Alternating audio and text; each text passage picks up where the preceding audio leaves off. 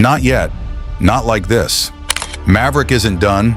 Paramount just confirmed it at CinemaCon 2026. Tom Cruise strapping back into the cockpit for Top Gun 3.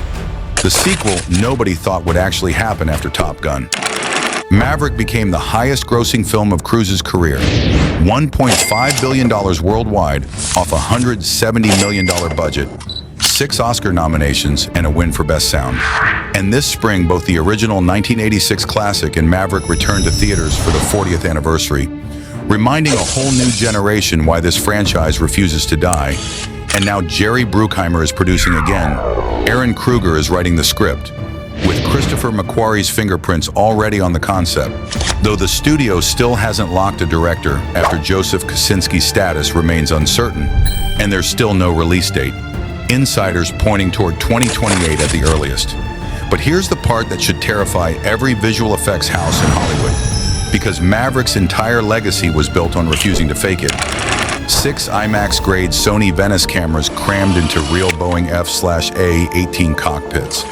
4 pointed back at the actors' faces and 2 pointed forward through the canopy. Miles Teller and Glenn Powell, and the rest of the cast pulling 7.5 real Gs. 1,600 pounds of force on their bodies while the cameras kept rolling. 800 hours of aerial footage shot to build 2 hours of finished film. After actors spent months in a punishing boot camp, learning centrifuge training and emergency underwater egress, just to be allowed anywhere near the aircraft. And if Cruise is walking back into that cockpit at 64 years old, the physical bar he's setting for himself is almost unthinkable.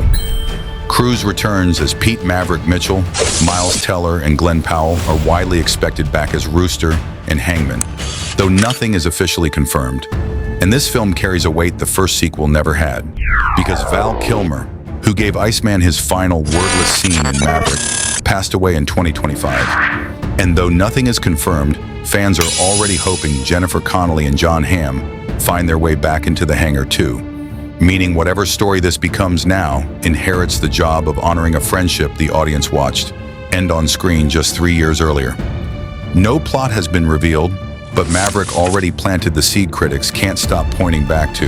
The moment Ed Harris's Admiral warned Maverick that his kind, the manned fighter pilot, was headed for extinction, that the future belonged to drones, a warning every action franchise from Mission Impossible to Terminator has circled for years without anyone actually risking real Gs to prove the point.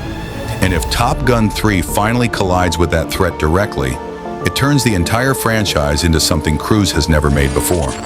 A movie about becoming obsolete and refusing to accept it.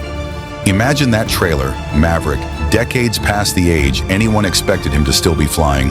An unmanned enemy that doesn't feel fear and doesn't get tired.